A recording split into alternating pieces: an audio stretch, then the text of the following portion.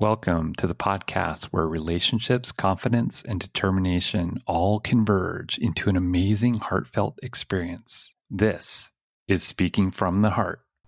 Welcome back to episode 12 of Speaking from the Heart, and this is part 2 of our interview with Kris Pool, which I said in the first part, this was an interview that was not planned to be this long, and as a result, I had to break it into 2 episodes for us to digest because it had a lot of great material. Just to recap, Kris is a 18-year veteran of Toastmasters, and she's earned the Distinguished Toastmaster award 3 times, which is the highest award in which Toastmasters bestows individually based on communication and leadership accomplishments. She's currently working on the award for the 4th time. She belongs to 3 Toastmasters clubs, which she's actively involved in, and has been the past 2023 Spring Conference Chair for District 35 in Toastmasters, which include Wisconsin and the upper portion of Michigan. She has been the social media coordinator specifically for Facebook for the district, a club coach, and had set out on a mission to visit one club in each of the 50 states by the end of this past June. Kris has been employed since September 2021 with the Wisconsin Department of Workforce Development as an employment and training specialist at the Sheboygan County Job Center. She's putting all these Toastmasters skills to work on a daily basis in her role, and also she's been married for over 22 years to Troy, her husband, and as a result of having all this time, he gets to enjoy reading, cooking, eating, and vacationing in Gatlinburg, Tennessee. In part 2, we're going to talk more specifically about how Toastmasters has fundamentally changed her perspective and her outlook in her life. In part 1, we built on the foundations of her job experience, which led her into it, which if you didn't catch that episode, go back and listen to part 1, because now we're going to get into some personal items as it relates to part 2 of this interview. With that, let's continue to the episode. I'm really curious now, when you are talking about the soft skills that people have to learn, I know that you've been a Toastmaster for over, 18 years or so? Yes. What would you say to people that are thinking about trying to develop those soft skills and using things such as Toastmasters as a starting point? Because many of us are hearing about the conversation about being in a recession coming up and all these things with inflation and people being laid off left and right in various industries. I know that there's still a lot of recovery, but at the same time, there's a lot of pain happening when it comes to not having those sort of skills, especially in America. I think this is a worldwide problem, a global crisis, if you will, when it comes to communication, which I've talked about with various guests. But what's your take on that?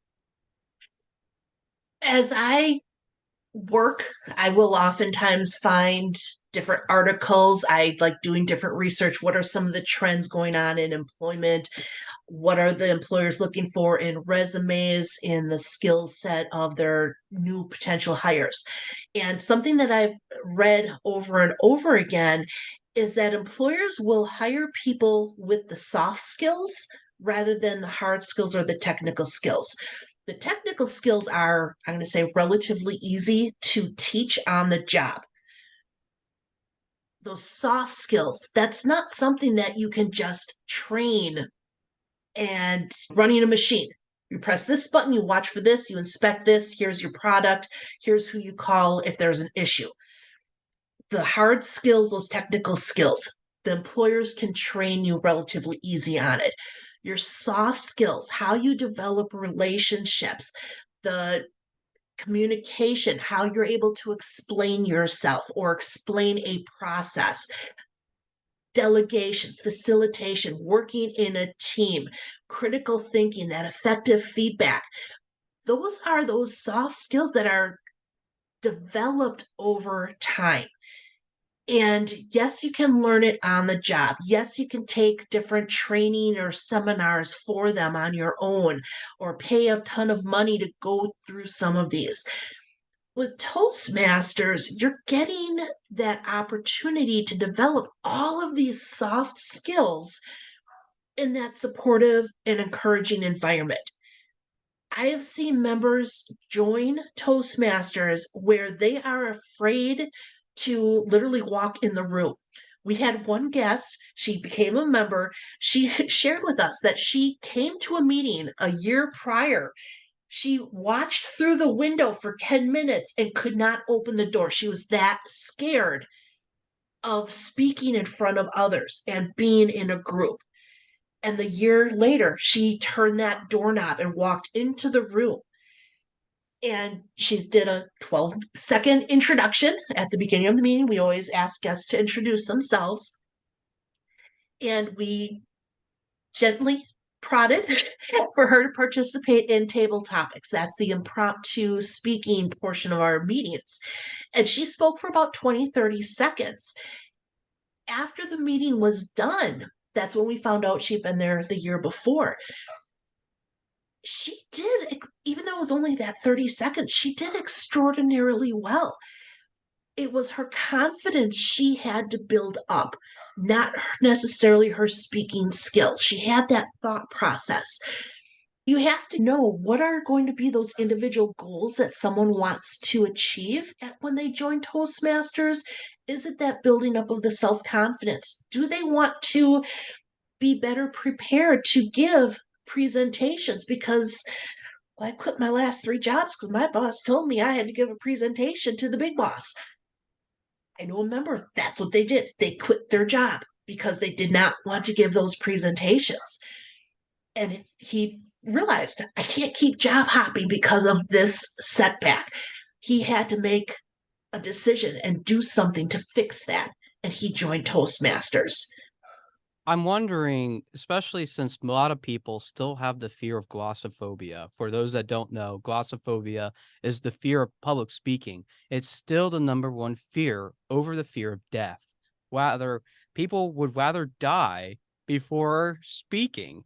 When you say that people are quitting jobs because of not wanting to speak, I'm kind of curious then, how did you get started at Toastmasters? Did you have the same fear? Did you want to walk out the door because your boss asked you to give a presentation? What was the catalyst for you, Kris, to finally start saying, yes, this is my place. This is what makes me feel good. And you're still doing it actively and strongly after 18 years. Sure.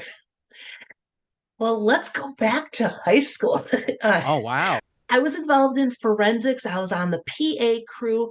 I enjoyed speaking. It didn't bother me at all because I was on the forensics team. Our coach knew people over at Allen Bradley, or now Rockwell Automation. They had a Toastmasters club over there. What is Rockwell Automation, just for our listeners?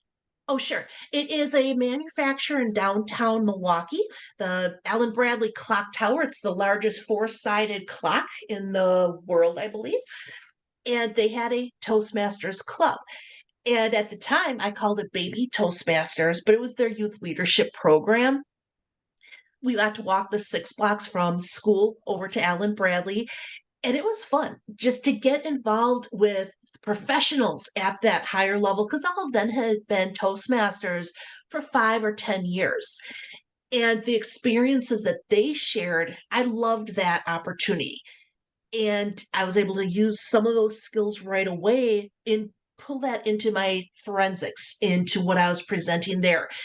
Use some of the tips with drama. Oftentimes, what my trick was, if I was not comfortable being in the front and everybody looking at me, I took my glasses off. Blurry blobs were not scary to me. If I had my glasses on and I could see people's faces and their eyes and they're looking at me, that's what scared me. I eventually got over that one because I think in my mind, I finally decided it doesn't matter necessarily what that one individual thinks of me, because this other person who's watching me, they're getting something of value of what I'm saying to them. After high school, after college, had my first real job after college, and my sister was involved in another organization, ABWA, American Business Women's Association. And she invited me over for one of their meetings. And I walked in and I start greeting everyone. Well, I ended up joining that night. I was voted in as vice president because they liked my smile. I was, Why am I not surprised by that? I'm a people person. And it's interesting because I don't always think of myself as that people person. Everyone thinks I'm this extroverted wonder, and they don't believe me when I tell them I am an introvert because I put myself out in those types of situations, even though I may not want to. If I was not involved in Toastmasters, I would not be involved in anything. I would be home every night after work, curled up on the couch with a book. I put myself in those group situations, and then I use up all my energy, and then I have to come back and I have to regroup. I need that alone time. I can only have so much together with everyone type of time. And then I need that alone time. I'm an extroverted introvert, I believe is the term now. Yes, that's what they do call it. Yes. And I was involved with ABWA, and then I got involved in IAAP, International Association of Administrative Professionals.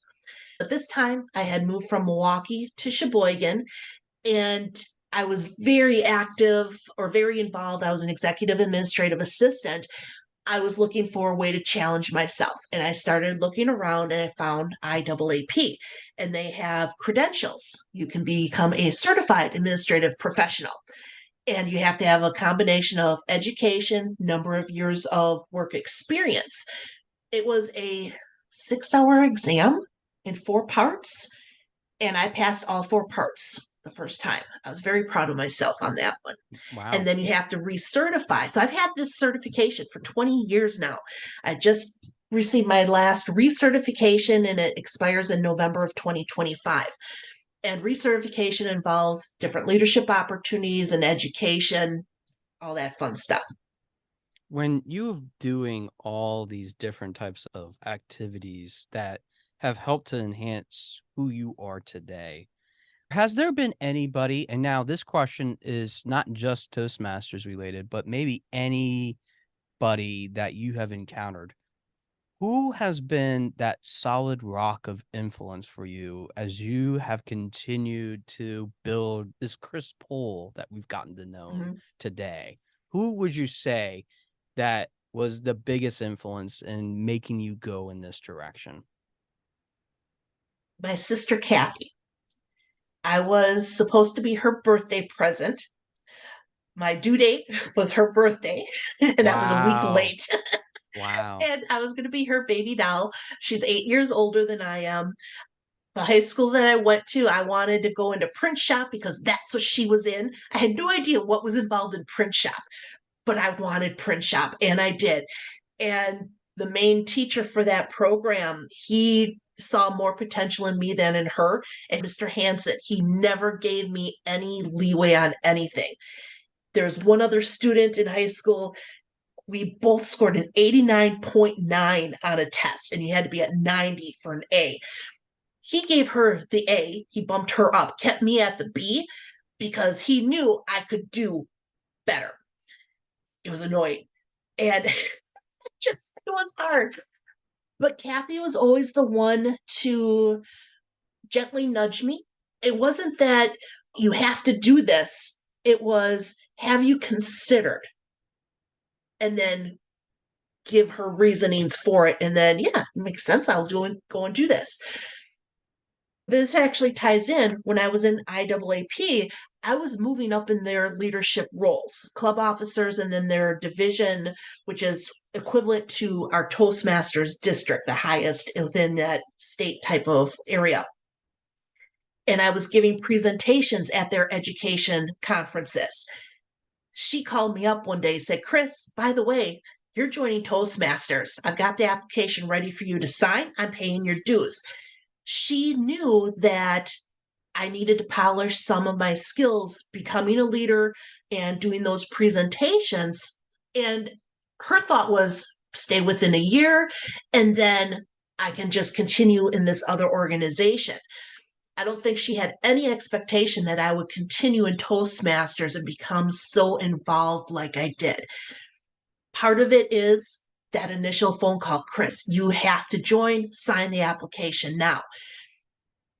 I continue to stay today because I always try and find new challenges for me.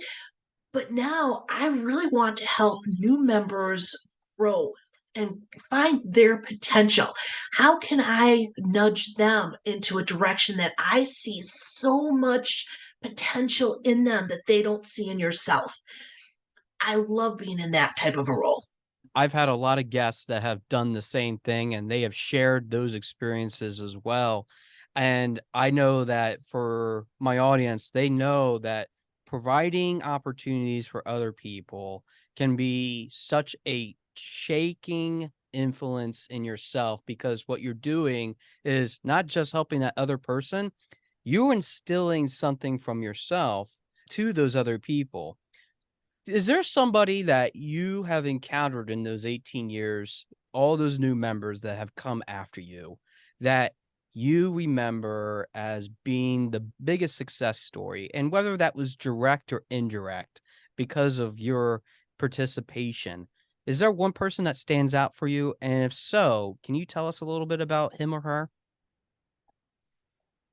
Terry, she was, I would say, a year behind me when she'd been an area director, and then talking with, and I don't remember if I was an area director at that time. I think I was an area director at the same time she was. And then I jumped straight into the club growth director, the trio position. And she was gently nudged into the division director position. She wasn't ready to jump into that higher leadership level yet in Toastmasters. And she needed to build up her confidence, I think, in what she did, what she could offer to others. And she rose to every single challenge you would present to her. And I think she enjoyed the challenges because she wanted to figure things out. She wasn't afraid to learn, she wasn't afraid to research and ask questions. And then when that year was done, I again gently nudged her into club growth director, and she won that year.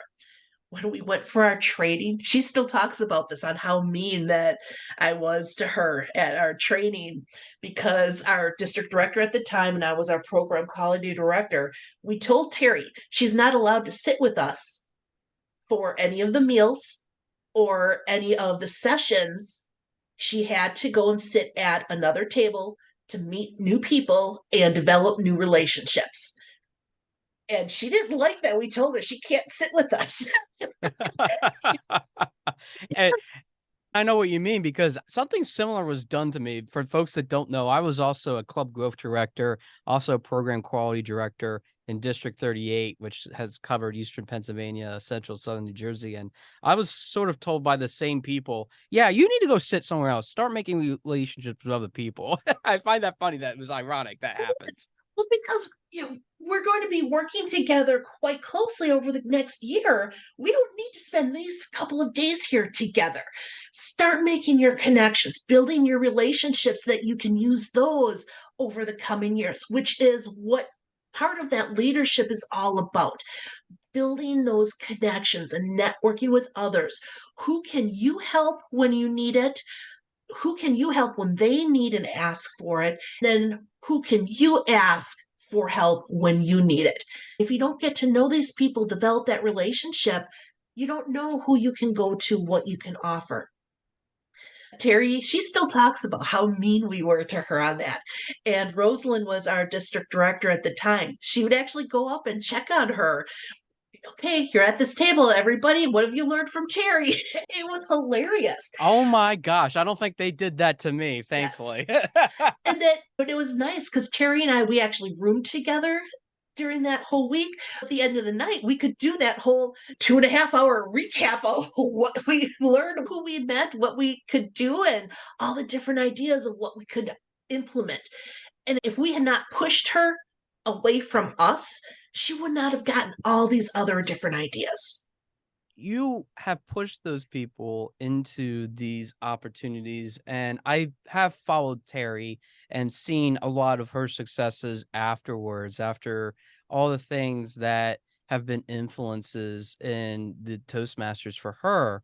But I'm wondering for you, when you look back and you look at the 18 years that you've been in, and you've seen all the things that have shifted in this world alongside of it. Has there been a mindset that you've developed now as a result of meeting all these people? Because being that Toastmasters is an international organization, you start to get a deeper appreciation for all the things that are available, not only when it comes to communication and leadership development, but you start to appreciate differences that each of us bring to the table. Has there been people or maybe situations that you've encountered that have helped you to develop a broader, more robust mindset? And if so, tell us a little bit about that. I think with Toastmasters, it helps me to stay open minded. In high school, I was in the minority. We were in downtown Milwaukee, and blacks were probably about 75-80%, and whites and Hispanics about 30%. So I was in the minority.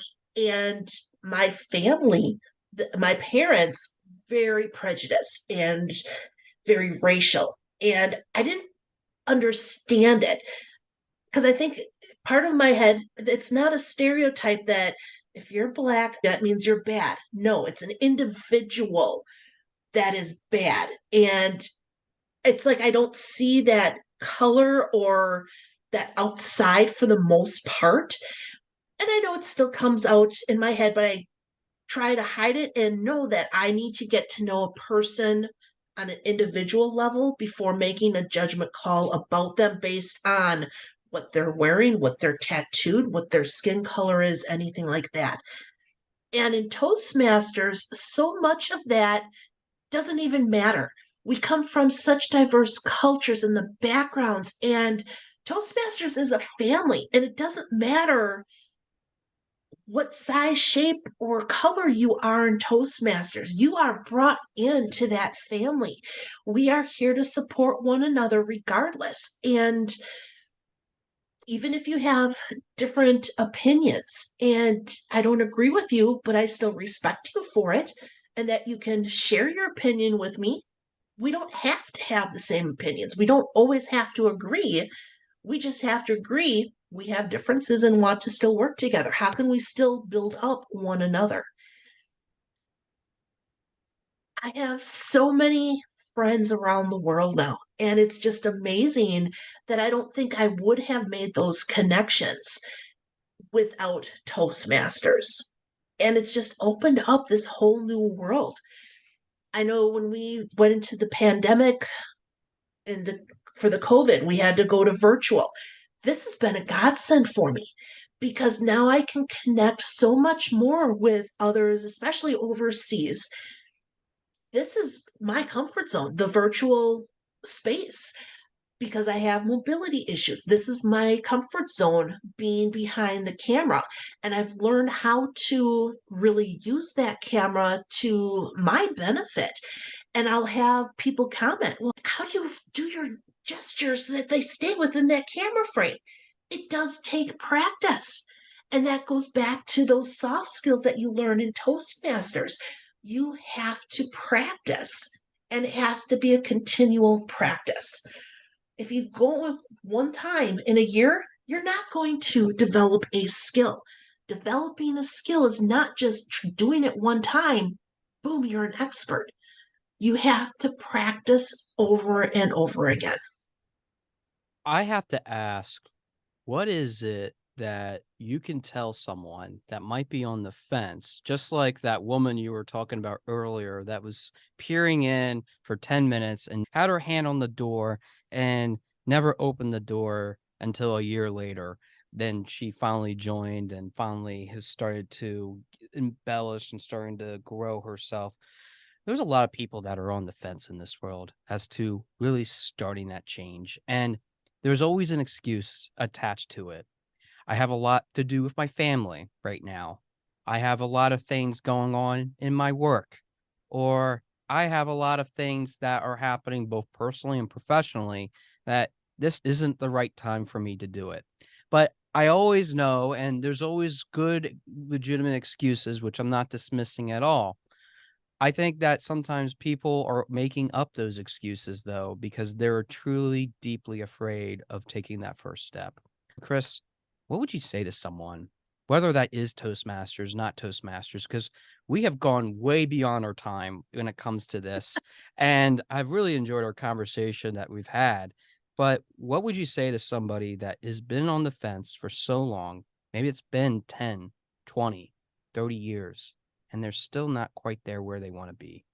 What would you say to someone that would want to take on that fear and wants to take the next step in whatever that journey is, whether it's personal, professional?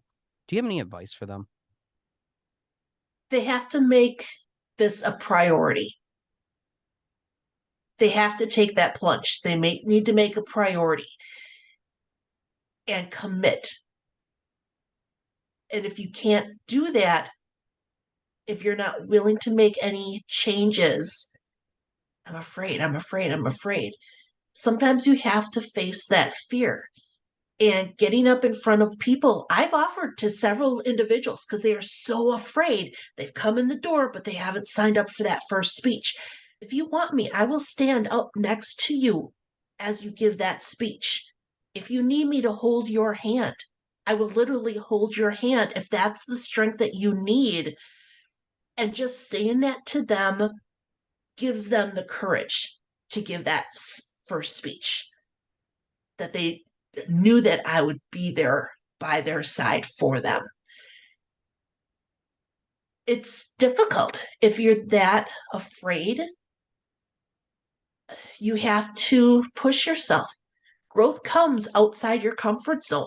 And if you always stay where you are, you're never going to grow. You're never going to learn. You're never going to expand your knowledge, your information, your skill set. You have to make it a priority that this is something that you want to do for yourself.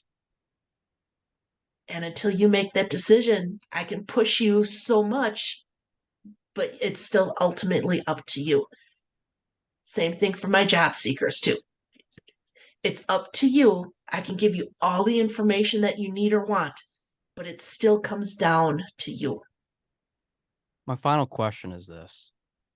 I've gotten to know you since 2018, and it's been a long 5 years for even myself, and you've known a lot about my own personal Mhm. journey as it comes to getting to this point myself, and I'm sure you've seen people from point A to point B to maybe even point C and D, whatever those are, and you yourself have been a remarkable woman in getting to those points as well, and when you are looking at the bigger picture with this and you're looking at what's ahead for you, what are you the most excited about? And what are you looking forward to in the next 6 months, year, 5 years, even 10 years for that matter? What's in the autobiography that I'm going to be reading about you that is really exciting and that everyone should be excited for you about too? In other words, what's in the future for you right now? Well, right now, I joined a new Toastmasters club. I had belonged to three in District 35, which is Wisconsin and the UP Michigan. And my Plymouth Toastmasters, we did a name change to Confident Voices, and then we ended up disbanding the club. This year, I had set myself a personal challenge. I wanted to visit a Toastmasters club, one in every state virtually between July 1st and June 30th. But through that process, I have gone back to several of those clubs, hearing different speakers, being able to give evaluations, share different insights that they have not heard has been a wonderful experience for me. One of the clubs that I started visiting was Professional Career Speakers. They're technically based out of California. They meet on Saturday mornings. And their whole purpose is to help people become either paid professional speakers or TEDx speakers. I told them in January, if the one club folds, I will join their club. I am an official member. I paid my dues. Application is in for professional career speakers. As soon as I said I was going to be doing this, here's my application. Kris, I want you to help me. One of the members is organizing a TEDx Taft Avenue. It's coming up on Sunday, July 23rd. I'm helping with the behind the scenes activities, with organizing different information for social media, doing proofreading, just different ideas. I'm an idea person. And I never thought that I would want to be a TEDx speaker.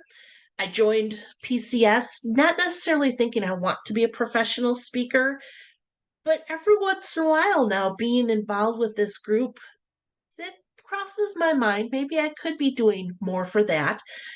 I shared with one friend that I was helping with behind the scenes on the TEDx, and I'm thinking maybe I should be a TEDx speaker.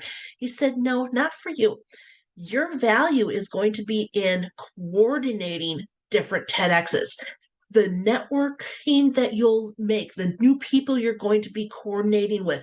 That's where your value is going to be. And that's where you're going to just really succeed. I've thought about that a little bit more. Once I get this first one a little bit under my belt, what's involved? How can I become more active in that? In District 35 this coming year, I'm going to be the admin manager again. And I loved this role. It's kind of behind the scenes, but I'm their mischief maker. I'll be in charge of their team building activities at every deck meeting. Going beyond that right now, I have not thought about my future other than I have at least 15 more years of work in me before I can retire financially, unless if maybe I do come up with a speaking profession and get paid to do what I enjoy doing. Who knows? Possibilities are endless. I don't always think about me and what my needs are. I'm always trying to think, how can I help others? And eventually that turns into my successes as well. Kris, I have to tell you, and I'm going to end this episode by saying this. You do have those qualities, you do have those skill sets, and I know for a fact that you've inspired a whole generation over this interview with just being able to have skills that people can learn and transfer from your own experiences. And you continue to be a champion for those, even if you think that you're behind the scenes, you're in front of everybody. And I'm going to make sure that we air this episode every time that you make a commitment that I'm going to be a speaker. I'm going to put this back into a link for you and remind you that you made this promise during this podcast because you spoke from the heart. And Yes. I really appreciate our time today for you being on this show and representing what we can all do and what you continue to do in your life. Thank you for this time today. And thank you for being the genuine, happy, huggable person that you are. I'm giving you hugs over the airwaves. Thanks, Kris. Thanks, Joshua. What a great wrap up to this whole entire interview that I had with Kris Pool, who, Kris, I have to thank you so much for being on the show again and being able to entertain what was an over hour long, one recording conversation. And I want to pull together some of the things that we talked about, not just in this episode, but also some of the things that we discussed in part one of the interview that will help to bring context to this whole entire conversation that we had.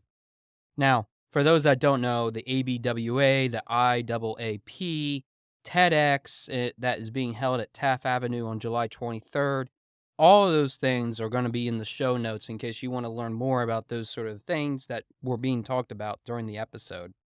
But I have to say that Kris has an interesting characteristic that I have always been curious in my own life as to how to implement, which is being able to be compassionate no matter where that person is and where they're coming from. And we talked a little bit about this at the end of part one of this episode, in which we were able to discuss with her how she was able to help all these people that were coming from prison, how they were also coming into her new job, which she works at the Sheboygan County Job Center, and how all those things have created so much value for her and all the different places and facets of her overall life experience.